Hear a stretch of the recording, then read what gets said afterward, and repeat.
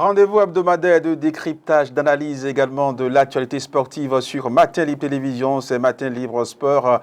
Et aujourd'hui, nous parlerons donc des Amazones, des dames U20 du football qui ont donc fait révéler donc le Bénin à l'extérieur. Le Bénin vit depuis des moments, depuis quelques semaines, des moments historiques sur le plan sportif, bien sûr, après la qualification des Amazones de beach handball pour la Coupe du Monde en Croatie. Les Amazones U20 de football viennent à leur tour de faire rêver le public béninois, le public sportif bien sûr. Dimanche dernier à Lobé, elles ont largement dominé les éléphants de la Côte d'Ivoire U20 bien sûr, 4-1, validant ainsi leur qualification pour la Coupe du Monde féminine en Pologne 2026. Une performance qui révèle donc le potentiel du sport féminin béninois et qui suscite donc admiration et espoir. Et pour analyser cette page historique du football féminin du Bénin qui s'ouvre, mesdames, messieurs, nous recevons pour vous des éminents consultants. Vous allez les connaître dans quelques instants, mais avant, après leurs espoirs au niveau donc de Lomé, ces Amazones ont été reçues à la place de l'Amazone, suivant donc l'ambiance qui a prévalu. Au pied de la majestueuse statue de l'Amazone, symbole de courage et de résistance, le peuple béninois est venu accueillir ses nouvelles héroïnes. Les Amazones U20 du Bénin, qualifiées pour la Coupe du Monde féminine Pologne 2026, ont reçu un accueil digne des plus grandes championnes. Des drapeaux aux couleurs nationales flottent, des vuvuzelas résonnent, les chants patriotiques montent, des supporters, des familles, des passionnés de football, mais aussi de simples citoyens, tous réunis pour célébrer un moment que le Bénin n'avait jamais connu.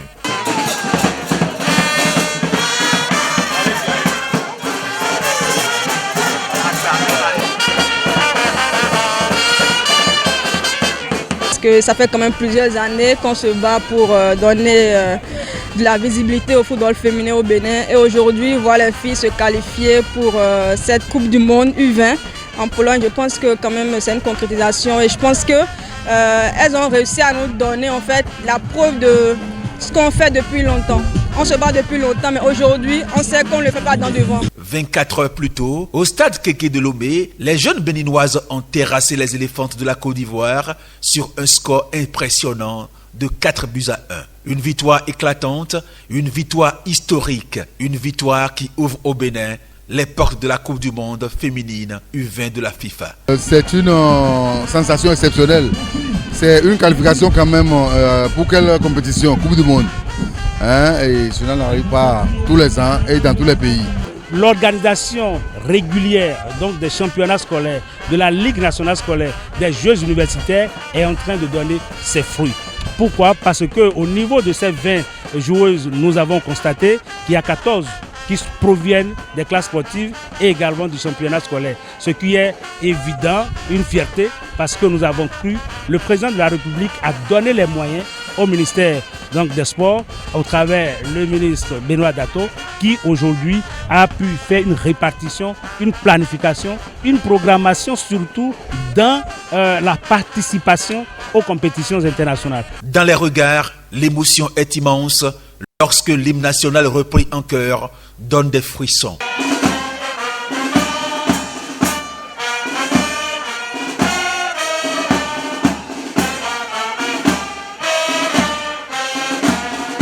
À la place de l'Amazone, ces Amazones U20 savent désormais qu'elles viennent de changer l'histoire d'une nation. Jamais le Bénin n'a atteint ce niveau dans une compétition mondiale féminine de football. À la Coupe du Monde, nous attendons tous nos adversaires.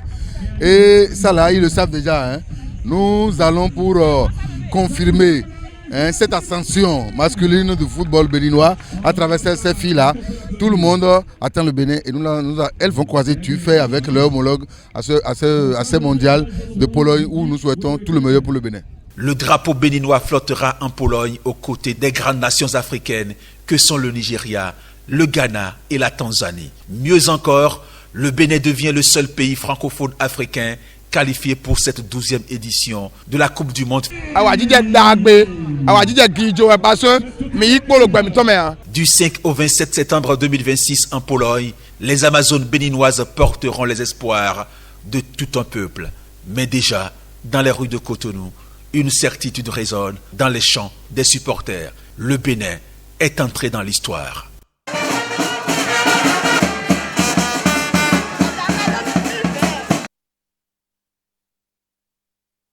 Oui, ce n'est pas un rêve, c'est une réalité pour l'œil 2026. Le Bénin y est déjà, mesdames, messieurs, grâce à ces Amazones qui ont fait un parcours exceptionnel et qui ont tout rasé sur leur chemin, qui ont tout tapé sur leur chemin. Et pour hisser très haut le drapeau béninois, nous allons revenir donc sur ce parcours des Amazones U20 avec en plateau Maouti Rouillet, Pépé Villard. Vous êtes donc correspondant Africa Atuweb. Bienvenue. Oui, bonjour cher Hospice, bonjour à tous les téléspectateurs de Matin Libre TV. C'est voilà. toujours un plaisir pour nous de nous retrouver dans les locaux pour parler de football, surtout cette discipline que nous aimons tant. Voilà, c'est une première, vous découvrez ce plateau de Matin Libre Sport et je pense que désormais vous serez donc un habitué. Ah oui, tout le plaisir sera pour moi d'être ici avec vous. Ok, en face à Maouti Rouillet, Pépé Villard, nous avons donc Moucharaf Soumanou, vous êtes donc chef d'Est Sport à Bénin Intelligent. En effet, bonjour Suisse, bonjour à tous nos amis internautes de Matin Libre TV. C'est un honneur d'être invité sur ce plateau pour discuter football, notamment qualification des Amazones. On va entrer dans le vif du sujet. Pépé Villard, vous qui avez fait le parcours avec ces Amazones-là, vous étiez un peu de tout, donc pratiquement, vous étiez dans la majeure partie avec ces Amazones, vous aviez les informations et vous nous fournissiez ces informations sur votre page Facebook, Pépé Villard bien sûr.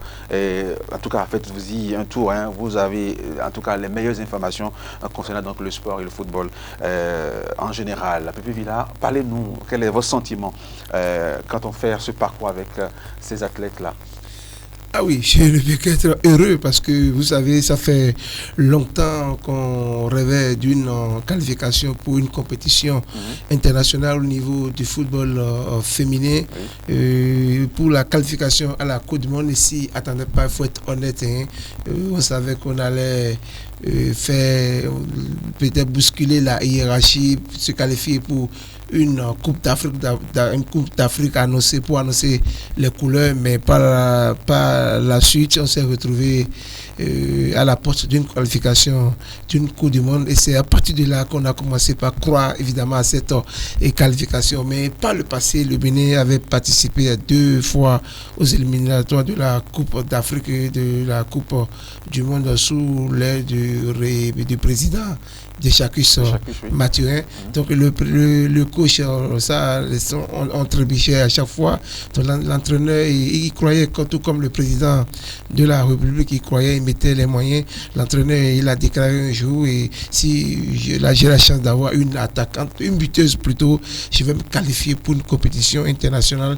Donc au soir du dimanche 10 mai, j'ai pensé à ce qu'il avait dit il y a de cela à 2 ans en arrière. Je pense que la nature a voulu qu'on soit à la Coupe du Monde et c'est une consécration et tout le monde est heureux aujourd'hui. C'est une victoire du peuple béninois et c'est pour tout le monde, y compris le président de la République, les journalistes, les supporters. Donc on ne peut que s'en réjouir et dire que cette victoire vient de nous montrer la voie à emprunter pour enchaîner les succès, surtout sur le plan international, parce que le football féminin aujourd'hui se porte bien. Vous avez parlé de l'entraîneur, il s'appelle donc, je rappelle bien, Ouzéwa Abdoulaye, qui était donc de la campagne des U20, mondiale des U20, avec donc, en 2005, bien sûr. avec donc les jeunes U20, les écureuils d'alors. Oui. Aujourd'hui, en tant que coach, il qualifie le Bénin pour une Coupe du Monde également, avec les dames.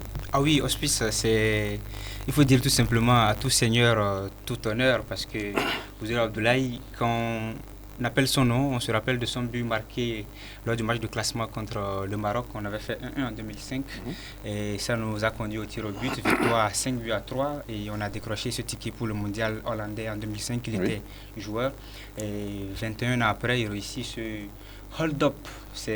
Moi j'appelle ça un hold-up parce qu'il a déjoué les pronostics malgré les railleries, malgré beaucoup de doutes et d'incertitudes émis à son égard. Il est resté focus, il a travaillé avec bien évidemment le concours de son staff, à savoir la coach Adam Adikatou, le coach des gardiens Raoul Akibé et tout le reste du contingent. Il a cru fort il a en tout cas bénéficié, il faut le dire, hein, puisque c'est un travail de chaîne, de la complicité des U15 de Séverin Daha, les jeunes filles qui sont qualifiées pour la Coupe du Monde U20. C'est une continuité du travail qui a démarré depuis plusieurs années, des U15 de Séverin Daha au U17 de Ida Azonsou, au U20 de Ouzérou Abdoulaye. C'est une chaîne et aujourd'hui, ça s'appelle tout simplement chapeau à Ouzérou Abdoulaye, puisque quand ça marche, on félicite les joueurs et les joueuses, mais quand ça ne marche pas, on tape sur l'entraîneur, alors que les travaux et les efforts s'équivalent et concourent pour le bonheur de tous. Et voilà, le rêve est trop grand, trop beau pour être béninois d'abord, parce que quand on parle de mondial, le Bénin n'est pas habitué à cela, n'a pas cette culture-là. Aujourd'hui, il y a aussi qu'au-delà de l'administration, du staff technique, il faut rendre aujourd'hui aussi hommage mérité à ces athlètes-là, qui ont cru d'abord, et c'était la première à croire d'abord en elle-même. Oui, évidemment, et il faut saluer tous les encadreurs sportifs, tous ceux qui se donnent pour la réussite, pour le développement du football béninois. Parce que vous savez, ces joueuses ont été formées dans quelles conditions? Ce sont des joueuses qui viennent des classes culturelles d'abord et des clubs. Voilà, des clubs des classes sportives, bien sûr. Des classes sportives, voilà. Aussi des initiatives des académies, bon, voilà. Pour m'exprimer ici. Donc, ce sont les jeunes filles qui viennent des zones reculées, qui sont formées dans les conditions que nous connaissons tous, avec pas forcément avec des matériaux qu'il faut pour faire le job. Mais aujourd'hui, si on est arrivé à ce stade, je crois que les filles béninoises ont cru au football, parce qu'à côté, il y a aussi nos voisins qui mettent également les moyens, tout comme le Bénin, mais ils ont du mal à avoir les résultats. Donc, il faut savoir que les joueuses d'abord se sont donnés à fond, et ensuite le gouvernement surtout, on ne cessera jamais de le dire, le gouvernement Talon a mis énormément les moyens, et aujourd'hui il y a l'accompagnement aussi de la fédération, du ministère des sports, surtout la rigueur de l'exécutif. Ça y s'est retombé sur toute la ligne. On sait qu'aujourd'hui, si vous percevez vous touchez au fond de l'État, il faut donner de bons résultats. Donc c'est en cela, moi je suis vraiment content, parce qu'il dit, si on peut avoir ce régime pour, pas forcément le président Talon, mais si ça, cette rigueur-là au sommet de l'État. Voilà, dans cette continuité, je pense que les lignes bougeront. Voilà, et lorsque vous voyez un peu cette qualification, le Bénin a battu donc à Lomé pour avoir son ticket, la Côte d'Ivoire, les éléphants de la Côte d'Ivoire U20, 4 buts à 1. Selon vous, qu'est-ce qui vous a plu dans le jeu béninois? Je vais faire un petit brainstorming, Hospice. Je vais même retourner bien avant cela, oui, justement. Pour se qualifier à la Coupe du Monde, il faut passer 4 tours. Voilà. Tout à fait. Voilà. Et le Bénin était exempté du premier tour, si je ne dis pas de bêtises, ou du moins il avait vu son adversaire déclarer forfait. Oui. Et donc on a démarré par le deuxième tour. Le deuxième tour, on a joué une confrontation contre la Guinée qu'on a gagné en aller-retour à Lomé, et également Bamako. Du côté de Bamako. Après, on a eu à affronter l'Égypte, où on est allé faire un partout avant d'infliger une correction à la sélection des Pharaons U20, 4-0 au retour. Et maintenant, l'ultime phase, le quatrième et dernier tour, c'était contre la Côte d'Ivoire, où le match nul a été enregistré à Abidjan 1. Et maintenant, 4-1 leur a été infligé à la bande du sélectionneur Mathieu Esposito, qui ne s'en remettait pas, qui ne croyait pas, mais qui finalement a été tout simplement démystifié avec toute sa tactique. C'est de bonne guerre. On le lui avait dit lors de la conférence de presse d'avant-match, et il a tout simplement constaté les dégâts. C'est-à-dire qu'il y a eu de la constance dans les résultats, il y a eu du travail, de la rigueur, du sérieux, et les moyens ont été mis, comme l'a rappelé Pépé Villa. Les moyens ont véritablement été mis. Et au-delà des moyens sur le terrain, qu'est-ce qui vous a marqué dans le jeu béninois? Dans le jeu béninois, vous avez des transitions propres, ça ne dégage pas. Vous savez, Hospice, nous avons eu la chance avec Pépé Villa, d'ailleurs, de suivre le tournoi d'Adjong en novembre 2024, qui servait de tremplin comme préparation à ces éliminatoires de la Coupe du Monde, On devait affronter l'Égypte en février, mais déjà en novembre, ça a commencé par être préparé. C'est-à-dire que les autorités se sont levées tôt. Le coach Josero Abdoulaye s'est levé très tôt avec ses filles, a commencé à travailler. Ça a porté ses fruits. On voit de la construction charnière défensive entre Laura Abikou et Naïla Sadikou qu'on a retrouvé au tournoi d'Adjoun, qui ne sont pas véritablement révélés de façon explosive, comme on a pu le voir sur les 3 derniers tours du mondial des éliminatoires, avec 2 joueuses qui, l'une était absente en raison de blessure, Deogracias Ebi, mais une autre qui a servi de latérale droite tremplin, Jocelyne Tchétiri, qui à elle seule peut jouer défense centrale, à elle seule peut jouer aussi en tant qu'excentrée au milieu de terrain. Yasminat Djibril et également Joël Kwadonou qui est récemment championne avec Mogoena Star du côté de la Sierra Leone. C'est-à-dire que c'est une équipe qui construit, qui a une identité de jeu, qui est aussi basé sur un noyau des U17 tombé à un seul match de la qualification de la Coupe du Monde il y a 1 an. Et donc ça a été bien bâti. Aussi lors du dernier rassemblement FIFA, il faut dire que le Bénin a affronté du côté de la Tunisie 2 sélections, notamment la Tunisie elle-même.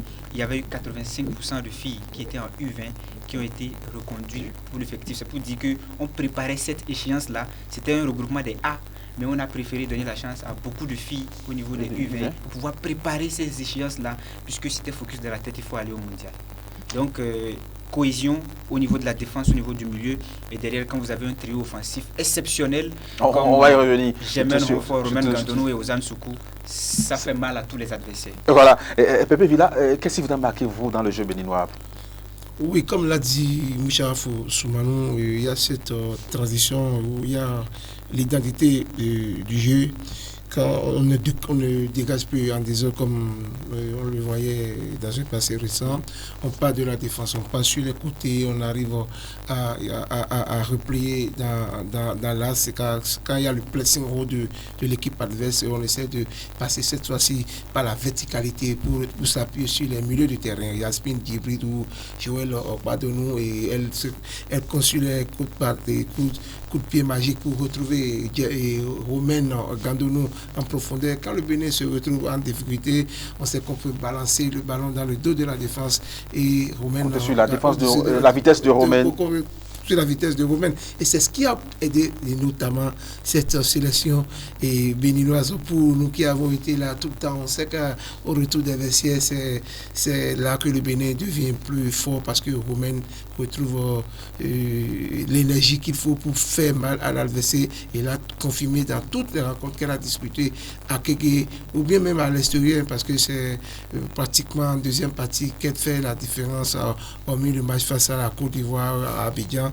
Donc vous voyez, c'est une équipe homogène où les joueurs se complètent.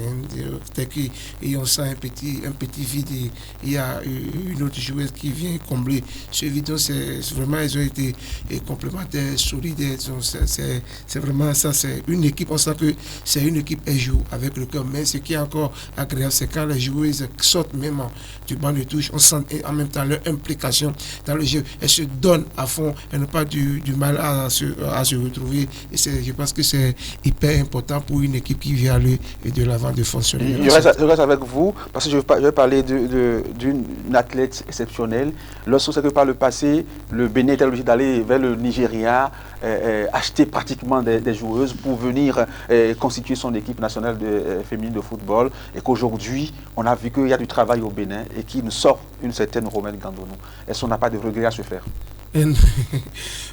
Romain Gandonou, c'est comme me l'a dit une entraîneur à Kégué le dimanche dernier, Romain est un don pour le football béninois. Personne ne peut bomber le torse. On dirait même mondial. Hein. Oui, personne ne peut bomber le torse aujourd'hui pour dire que c'est moi qui ai formé Romain Gandonou. Tout ce qu'elle fait, c'est naturel, c'est inné en elle. Elle prend du plaisir à jouer. C'est une fille qui se lance des défis avant le match. Elle te dit, je vais marquer 4 ou 3 buts. Et si vous venez réellement au stade, elle confirme et ses propos. C'est une fille qu'on connaît, on est proche d'elle. Et puis voilà, elle confirme toujours. Donc aujourd'hui, c'est notre patrimoine qu'on doit protéger. Donc je demande à tous les Béninois de l'accompagner avec des prières parce que Romain aujourd'hui c'est pour le peuple béninois, elle ne s'appartient plus. En 6 matchs, elle a marqué 14 buts. C'est fort. C'est plus que fort, c'est tout simplement hallucinant. C'est même stratosphérique en Suisse. C'est significatif de son impact. Et à son âge, elle joue avec l'insouciance. Oui, elle joue avec l'insouciance, elle joue libérée, elle joue avec la conviction. Elle ne calcule pas et elle fait mal quand il le faut. Et je pense que c'est aussi au niveau du mental, les discours qu'on lui passe du rang de ses entraîneurs, venant de la part de ses entraîneurs, bien évidemment, c'est quelque chose de très fort, c'est quelque chose de très intéressant pour que ça reste inculqué, calqué dans sa tête, pour que, bien évidemment, on puisse avoir le résultat. 14 buts en 6 matchs, c'est, disons, un ratio XXL qui fait déjà d'elle la meilleure buteuse au niveau mondial de ces éliminatoires de la Coupe du Monde. On espère qu'elle va continuer comme ça. Et ce n'est pas étonnant pour nous parce que déjà en championnat, on la voit marquer depuis sur les deux dernières saisons, 3 dernières saisons, plus de 20, 25, 30 buts en club. Et donc, quand on la voit jouer avec ces catégories d'âge, c'est semblable, ça ne peut pas être étonnant pour nous qui la suivons. On espère que ça va continuer ici.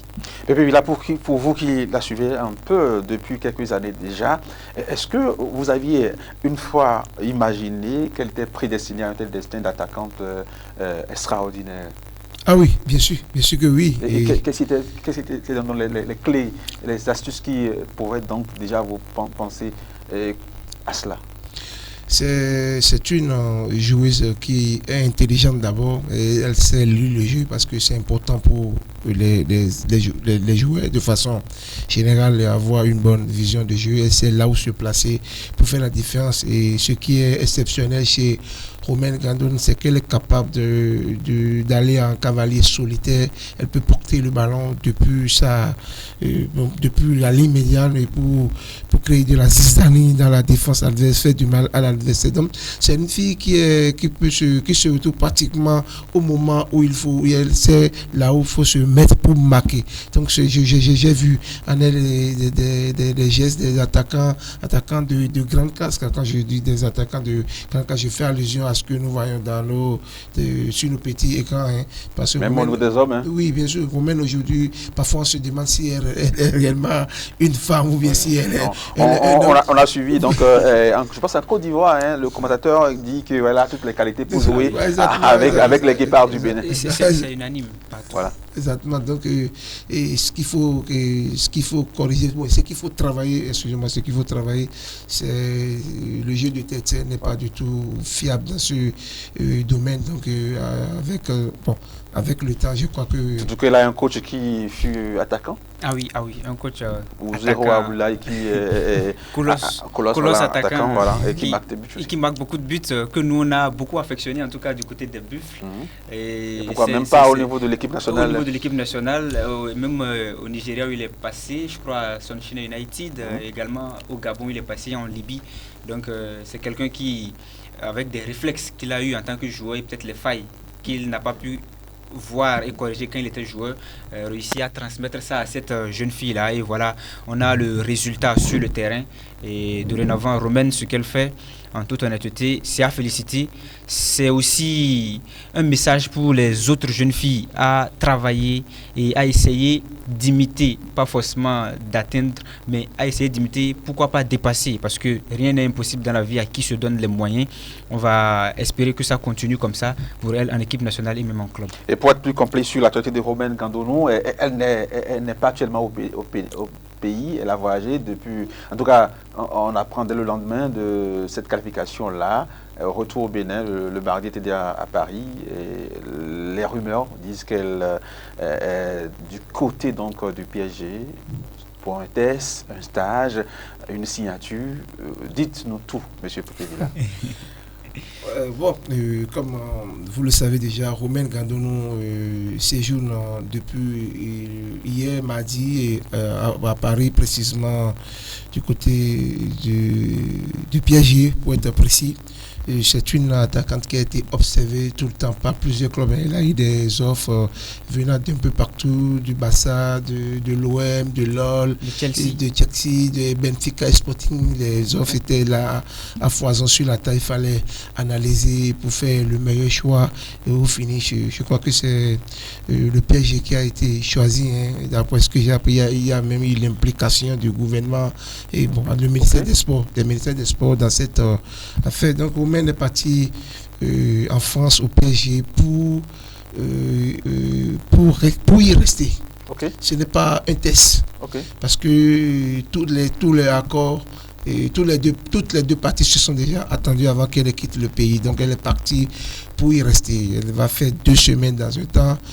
Pour un stage, revenu pour jouer le match des éliminatoires 17 et retourner à Paris. Donc je crois que ce n'est pas un test, c'est juste un stage d'acclimatation, d'adaptation. Donc c'est une bonne nouvelle pour le football béninois et on ne peut que s'en réjouir parce que ça a été toujours notre souhait pour le football féminin au Bénin.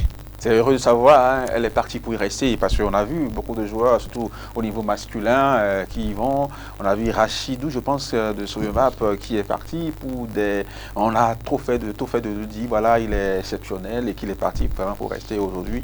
Il revient au Bénin. C'est pas interdit quand on connaît des aventures de revenir au pays, mais on veut bien, quand on connaît le talent de Romaine, on veut bien l'avoir explosé ailleurs en Europe pour pouvoir trouver. Elle a dit, je l'ai suivi sur BBC, elle disait qu'elle veut prendre PSG comme tremplin et puis après le Barça. Ah oui, en effet, après le Barça. Elle a de grands rêves d'ailleurs. Ah oui, de très grands rêves. Et puis moi, je vois l'un de ces grands rêves qu'elle ne dit forcément pas à tout le monde se concrétiser. C'est par la grâce de Dieu. Moi, je mets toujours Dieu devant. C'est remporter un jour le ballon d'or féminin. On le lui souhaite. Elle a le talent, elle a la qualité. Avec le travail, ça va le faire. Maintenant, il faut qu'elle ne brûle pas les étapes, qu'elle ne se montre pas. Oui, elle est très jeune parce qu'elle est dans sa 15e, 16e année. Donc, tout va aller vite, certes, mais à pas très réfléchi, très cohérent pour ne pas briser les étapes. Et elle a un bon entourage. Elle a la chance d'avoir un très bon entourage. Un père d'abord sportif. Oui, un père sportif et également le maire d'Adjara qui est un peu comme son papa, son protecteur XXL. Donc, il n'y a pas de crainte. Le reste, c'est inviter le peuple béninois à prier pour elle tout simplement et à éviter certaines polémiques inutiles puisque si Romaine va bien, tout le peuple béninois ira bien, la sélection ira bien. Si une autre joueuse, quelle que soit sa catégorie U17, U20 et A va bien, c'est que la sélection ira bien. On ne fera pas de fixation, on va encourager tout le monde. Aujourd'hui c'est Romaine, demain ça sera quelqu'un d'autre. On va parler aussi de quelqu'un d'autre et ça va continuer ainsi jusqu'à ce que le Bénin ait une équipe solide et qu'on parle de toutes les filles du Bénin grâce à leur performance. Et puis il a annoncé sur sa page une autre... sur le point, c'est pas, on peut donner l'exclusivité à nos amis téléspectateurs de Matin ou bien on garde encore le secret. Oui, on garde le secret pour le moment. On garde mais vous nous rassurez que quelqu'un d'autre partira. Il y a deux Amazon qui iront dans les prochains jours, donc c'est toujours pour le bien du football féminin au Bénin parce que ça a été toujours notre souhait d'avoir des joueurs de façon générale dans les grandes compétitions européennes, pourquoi pas dans les grands championnats européens. Pour l'an 2026 débat en septembre prochain, est-ce qu'aujourd'hui on peut rêver d'un parcours honorable du Bénin? En effet, on peut rêver d'un parcours honorable parce que déjà on a 24 nations qualifiées. Le tirage au sort c'est pour samedi prochain ou vendredi 15 en tout cas le 15 mai, voilà. Et sur les 24, selon le format, sauf changement de dernière minute, c'est que les 2 premiers de chaque poule seront qualifiés pour le prochain tour et probablement on va repêcher 4 meilleurs troisièmes. Donc je pense que quelle que soit la configuration ou le groupe dans lequel nous nous retrouvons avec déjà 3 points, ça pourrait aller au prochain tour. Maintenant, pour l'année 2026, c'est du 4 au 27 septembre. Et donc je crois que le sélectionneur Ozirou Abdoulaye, il l'a dit même en conférence de presse d'après-match, qu'il a déjà son plan dans la tête et qu'il attend juste de savoir qui seront ses adversaires. Moi, je souhaiterais, on sait que le ministre des Sports et tout son collège d'acteurs qui travaillent avec lui, que ce soit la direction générale de l'OBSU, également la Fédération béninoise de football, mettre les moyens via autorisation définitive du gouvernement présidé par le chef de l'État Patrice Talon pour que les filles, c'est une doléance, entrent en stage déjà en juillet. Parce que nous sommes au mois de mai. En juillet, il y a les examens de fin d'année, CEP, BPC et BAC. Il y en a des filles parmi les qualifiés qui doivent composer. Et donc, on va leur laisser le temps de terminer tout ça. Et déjà, pourquoi pas en juillet entrer en stage de préparation à Missérété, ou pourquoi pas à Cotonou, ou pourquoi pas aller à Kégué, travailler sur 1, 2, 3 mois, juillet, août. Et essayer de trouver aussi d'autres valeurs ajoutées, des renforts pour étoffer l'effectif et aller faire une bonne prestation du côté de la Pologne. Et c'est d'ailleurs la question qui va suivre. Trouver aujourd'hui des renforts pour la Pologne, est-ce utile ou bien nous sommes à quelques mois, n'est-ce pas, tu ne dis pas une manière de déséquilibrer un peu l'équipe? Non, du tout pas. Du tout pas. Parce qu'il faut faire confiance à celles-là qui ont travaillé. Non, on a besoin de tout le monde. On ne peut pas priver les Béninois de l'équipe de cette sélection. S'il y a une Béninoise qui est en Europe et qui a les qualités et les potentialités pour défendre les couleurs du Bénin, pourquoi pas ne pas lui donner cette chance? La plus Ossane Soukou, elle a joué la double confrontation face à la Côte d'Ivoire et elle a été décisive. Oui. Les gens ne l'ont pas vu au match aller. Pour ceux qui ont suivi le match, c'est pour tout le monde, elle était passée à côté. Mais moi, j'ai posé la question à l'entraîneur lors de la conférence de veille match. Il nous a tous rassurés que cette attaquante, elle a tellement de qualité avec le tel, il faut du temps, parce que ce n'est pas en 2 semaines qu'elle va retrouver ses repères avec cette sélection. Et le dimanche 10 mai, elle a confirmé avec ce but qui nous a donné d'abord l'espoir d'une qualification. Donc, vous voyez, il faut permettre à tout le monde de s'essayer et on va retenir que les meilleurs. On a besoin d'une équipe vraiment compétitive pour se retrouver en Pologne, parce que là-bas, ça ira très vite. On va se retrouver avec des grandes nations du foot, même si le football féminin n'a rien à voir avec le football masculin. Je pense que le Bénin ne fera pas piètre figure si on arrive à mettre en place une équipe compétitive avec des joueuses ambitieuses. Je crois qu'on va sortir la tête de l'eau dans cette compétition pour aller de l'avant. Serait-il rêvé de penser déjà au trophée final? Pas du tout, vous savez.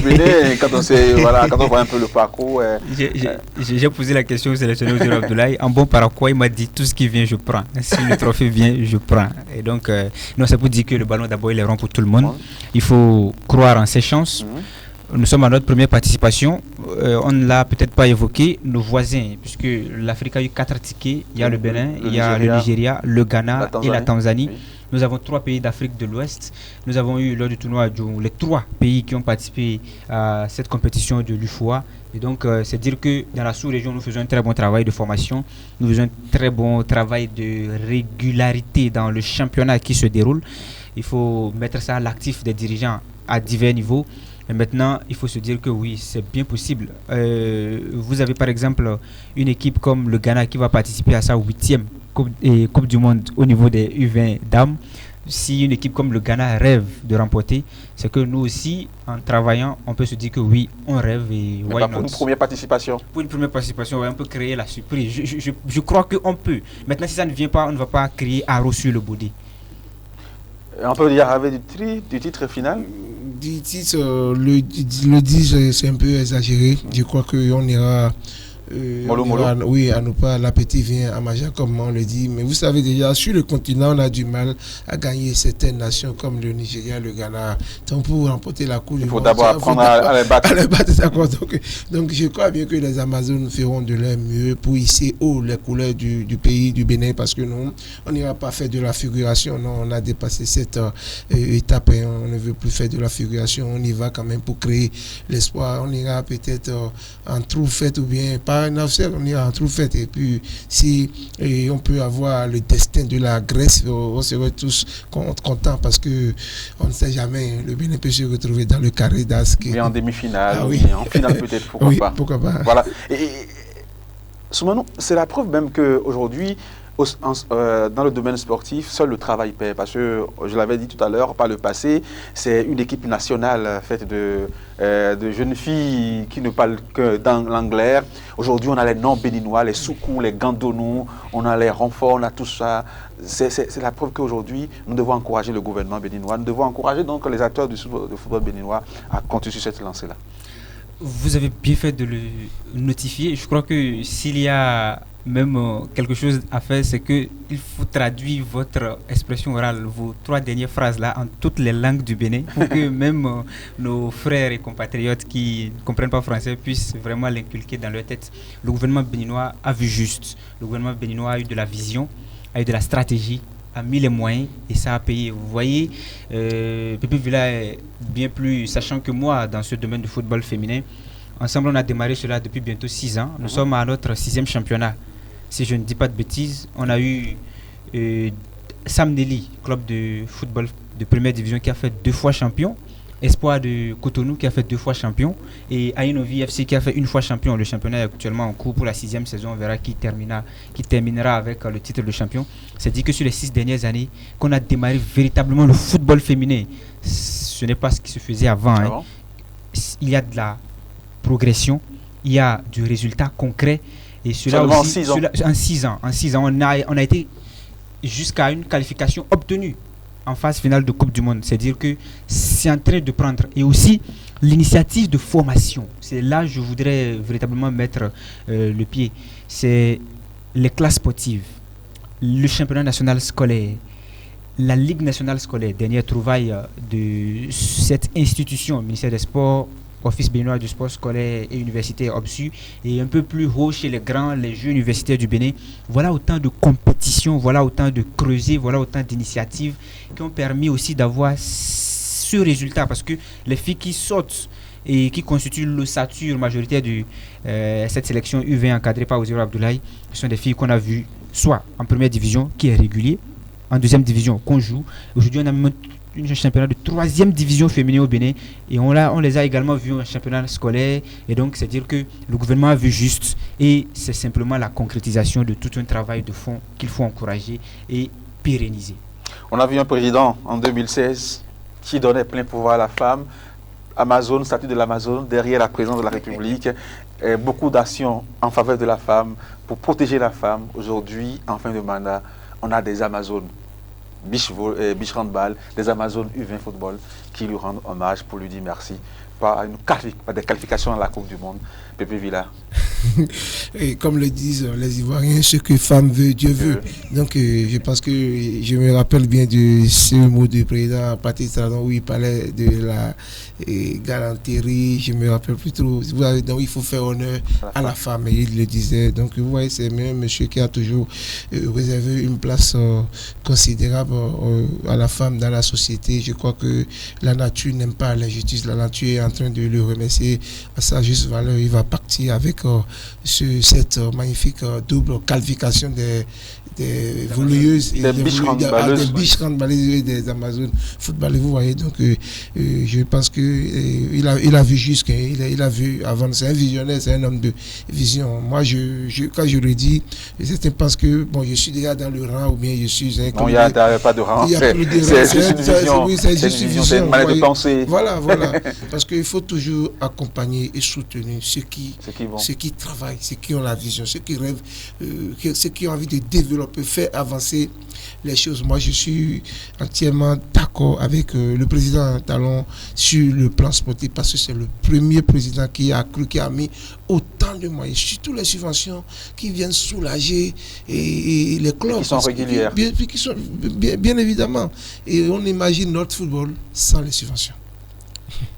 Donc je crois que les filles aussi vont faire plaisir. Maintenant, vivement que et pour cette campagne polonaise, il faudrait que ceux qui ont travaillé comme vraiment les journalistes puissent être de la partie, donc pour accompagner. Oui, comme pour la CAN, il faut le dire la vérité, il ne faudrait pas percer l'abcès. Il faut pas qu'on nous ramasse je n'ai rien contre eux, des influenceurs qui iront jouer le rôle des journalistes là-bas. Ce n'est pas la même chose. Ah bon, vous savez, c'est un sujet très sensible. C'est pas sensible selon moi, c'est juste il faut le dire. Et moi je l'ai toujours dit, c'est pas la meilleure façon de faire les choses. Oui. Il faudrait les hommes qu'il faut à la place qu'il faut. Les journalistes aujourd'hui nous sommes là, on parle de ça, mais on n'est pas payé pour ça. Mais quand il y a des privilèges pour ça, il faut le faire. Et vous, on sait que pendant toute cette campagne-là, votre page est suivie, on a eu des informations sur votre page, vous avez fait des déplacements parfois à votre frais. Toujours. Et aujourd'hui, je pense qu'il faut à un moment donné attendez, j'ai compris ces efforts-là. Il faut le dire, parce que quand on ne va pas le dire, c'est qu'ils penseront que tout est rose, tout est bien. Oui, évidemment, hein, parce que depuis le dimanche dernier, je me demande si je vais effectuer le déplacement pour suivre la Coupe du Monde. Je ne sais pas. Je me demande si je vais me retrouver en Pologne pour soutenir les Amazones. Je ne sais pas.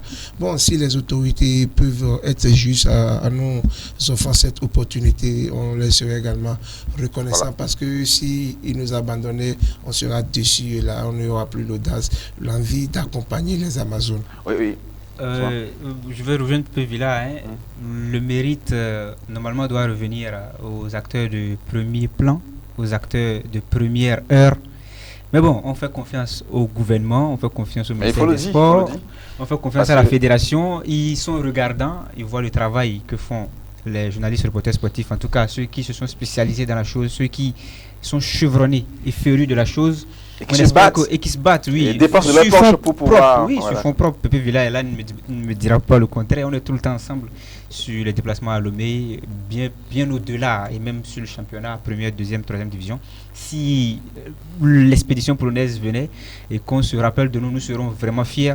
Dans le cas contraire, ce serait une déception partielle, mais on va continuer à travailler parce que nous sommes des reporters sportifs, de vrais passionnés. On espère que c'est notre contribution pour le développement du pays. Maintenant, si c'est avec nous, ce sera encore une apothéose pour nous dire ouais, félicitations les gars, vous avez fait un bon boulot, on vous encourage avec ceci.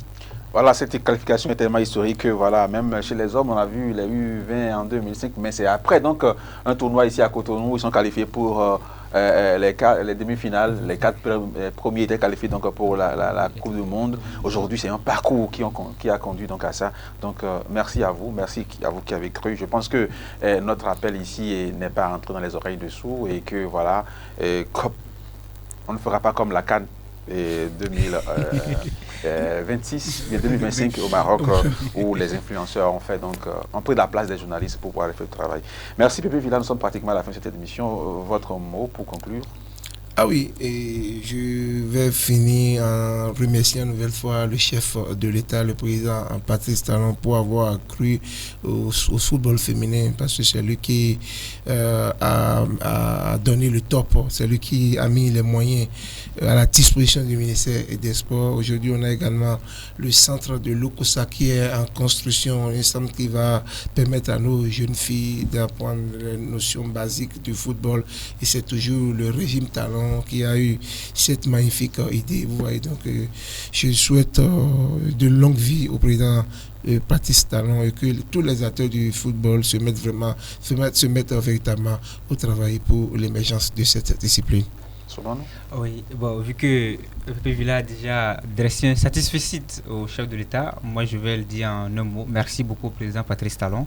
Merci aussi à tous ceux qui l'entourent, tous les membres du gouvernement, notamment les acteurs du ministère des Sports, de l'OBSU. Mais je vais accentuer sur une félicitation spéciale au sélectionneur des Amazones U20, Ouziro Abdoulaye. Oui.